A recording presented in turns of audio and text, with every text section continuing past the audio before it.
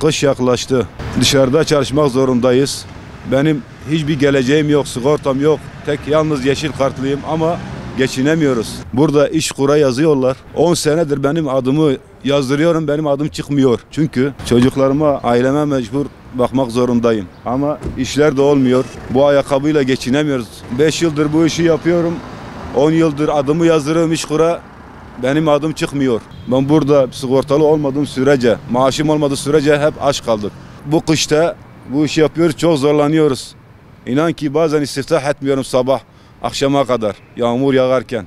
Bereketidir, Allah versin. Şu anda İşkur'a isimler yazılacak, 35 yaş üzeri demişsiniz ama benim yaşım 44 yaşında, 35 yaş üzeri alamıyoruz diyorlar.